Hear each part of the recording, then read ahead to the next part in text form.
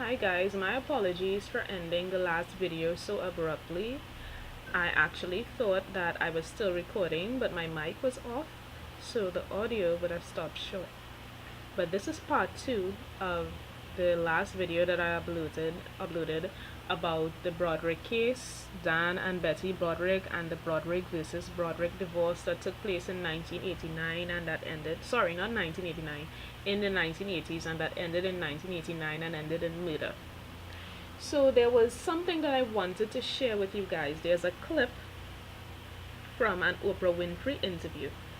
I've watched tons of interviews with Betty Broderick over the past week, and this one is one of my favorites, and I'd like you guys to listen to a clip from this video.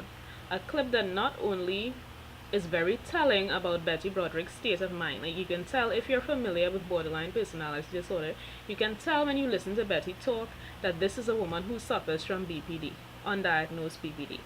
And when you listen to her story, you will be able to tell that Dan Broderick was actually a classic textbook narcissist, because she's describing the behavior that she's describing that came from him toward her is that of your classic textbook narcissist. So I'd like you guys to listen to this clip and listen carefully for what I'm talking about.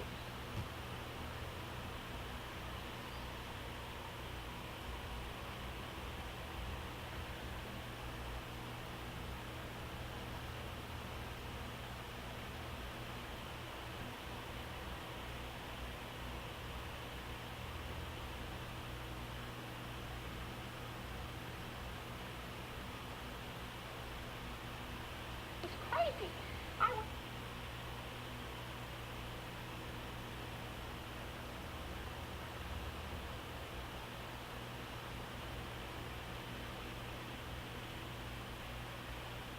into leaving him. He could not walk out on what appeared to everyone and was in reality a really nice wife, a really nice family, and a really nice home, and go off 3 months after his 40th birthday in his red Corvette with his cheap little office girl. That didn't fit into his self-image as Mr. Wonderful, Mr. Ethical, Mr. Catholic, family man. They buried him as a Catholic family man with traditional family values. And the way he had to fix it was to kill me, destroy me, tell everyone I was crazy. I was horrible. You're telling us. So I hope you guys heard that. And basically what Betty is telling Oprah in that part of the interview is what she's describing to Oprah is the behavior of your textbook narcissist, which in this case was Dan Broderick. What she is saying is that Dan didn't want his image dirtied. And by the way, I should mention that this was a guy, Dan Broderick, who was very obsessed with image. He was all about the image. He had himself a nose job early on in his career so that he could improve his physical appearance. He had both his wives, his ex-wife and his wife at the time that he died. He had them both fix their teeth because they had crooked teeth, and having a wife with crooked teeth was just unacceptable to him. It didn't fit in with his image. Also, he called himself Count the Money.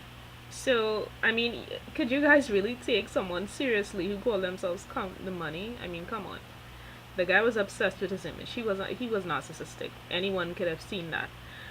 And what Betty is saying in that part of the interview is that it would not have fit his image well, the image that he projected to society at large, to San Diego and to the country club and to everybody looking on in the legal fraternity. He could not get divorced from his wife, just pick up himself and get divorced from a loving wife and from a happy home and go off with a younger woman nearly half his age and still have that same good guy squeaky clean image that he had before. So in order to maintain his good guy image and at the same time get what he wanted, which was Linda Kalkina, to run off with Linda Kalkina, he had to make his wife appear like she was the crazy person and like she was this, this unbearable, hard to live with person that he just couldn't be with anymore. And the crazier he made her look, the better he made himself look. So he improved his image and he tore hers down at the same time. So he was killing two birds with one stone. And that's what narcissists do in order to validate their abuse or to make their abuse seem reasonable of their victim. What they do is that they begin a smear campaign against the victim. They will talk to anyone who will listen, their kids, their mutual friends, strangers on the street who may pass by and ask them questions about their life and about whom they're married to. They will tell anybody that will listen that you are an awful person when you're the victim of their abuse. And they will be so convincing in their lies that 99% of the time they will convince everyone who listens that you are the bad person.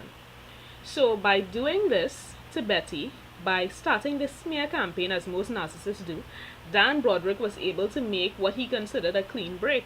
He was able to convince all of their mutual friends and family members and so forth that Betty was crazy, that she was hard to live with, that he had been unhappy for a very long time, and that he wanted out. And that way, when he convinced them of this, then he would have been able to get married to Linda and he wouldn't look like the bad guy. He would still remain, as she said, the model Catholic and the family man, so to speak. So his image would not be spoiled. And to fast forward now to 2018, Betty was up for parole twice. I believe she was up for parole sometime in the late 1990s, I could be wrong, and again in 2015, I think, or in 2017, I can't remember which year. Maybe I'm wrong about the late 1990s. I could definitely be wrong about that, but I know she was up for parole between 2015 and 2017, and she was denied parole. And this to me is a real tragedy, because here we have this woman who suffers from borderline personality disorder, and no one is addressing the elephant in the room and stating that this woman suffers from mental illness. No one is saying that. Borderline personality disorder is a mental illness. It is classified as a mental illness, and persons who have it, treatment is recommended for them to get better. Here we have a woman who had undiagnosed and untreated borderline personality disorder, and she was exposed to narcissistic abuse. Now, even if you have a loving family and supportive people around you, it is challenging with BPD to get by from day to day. One of the hallmarks of borderline personality disorder is trouble regulating your emotions and your responses to certain things. So, something that an ordinary person who doesn't have mental illness and doesn't have BPD would be able to shrug off, you're not going to be able to shrug it off if you have BPD. You just can't. Your mind just doesn't work that way because of your mental illness. And the thing is that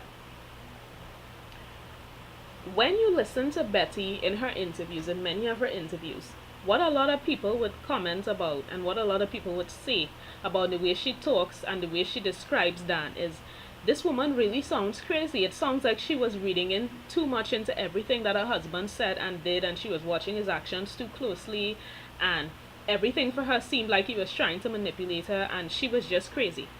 That's what you get from a lot of people who don't really understand narcissistic abuse and what it does to a person.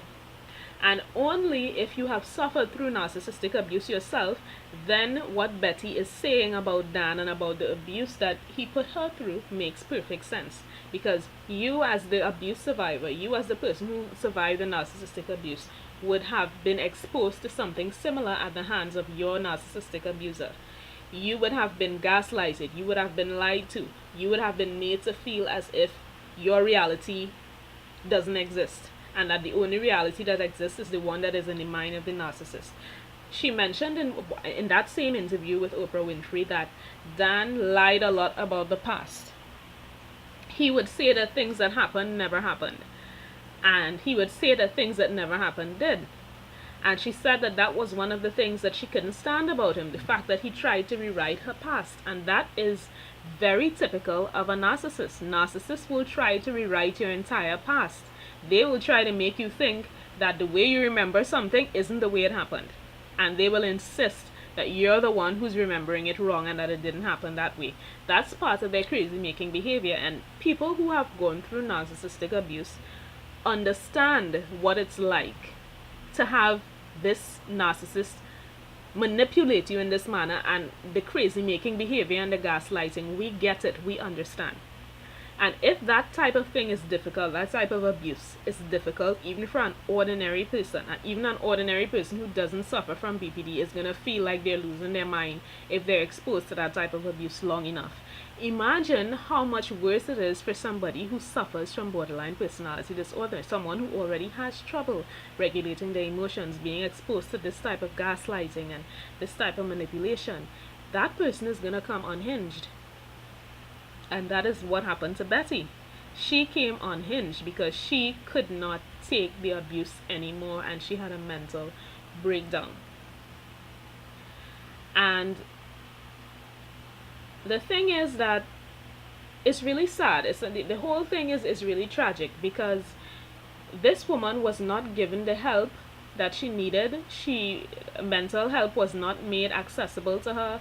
She was not allowed to seek therapy. It wasn't suggested to her that she should seek therapy.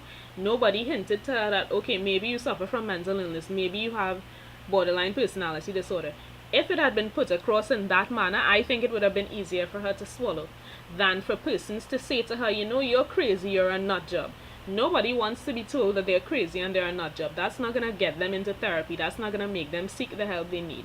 But if someone had had the compassion to say to her, you know, Betty, maybe, did you ever consider that you might be suffering from borderline personality disorder? And then they went into detail and told her what the symptoms are. Maybe there might have been a different outcome. Nobody did that. Throughout the entire murder trial, nobody did that. I remember one prosecution attorney stating that Betty had narcissism, that she suffered from narcissism. And that was just total bullshit. That was bullshit, because Betty is clearly not a narcissist. I don't know if I mentioned that in the other video, but if you listen to this woman, you can instantly tell. If you're familiar with narcissism and what it looks like, you can instantly tell that this woman is not a narcissist. And one thing that is particularly telling, that can reveal to us that she's not a narcissist or a sociopath or a psychopath like most people suggest that she is, she has not expressed remorse for the fact that she murdered Linda Colkina and Dan Broderick. And had she been a narcissist or a sociopath or a psychopath, she would have feigned sorrow and remorse just to get out. We all know that narcissists are capable of that. They're capable of pretending to be sorry for something if it's a means to an end. Betty didn't do that. So if you guys like, you can look up the Betty Broderick case for yourself. You can probably do more research on that. I really hope that at some point Betty gets the help she needs, and I will keep in touch with you guys. Bye.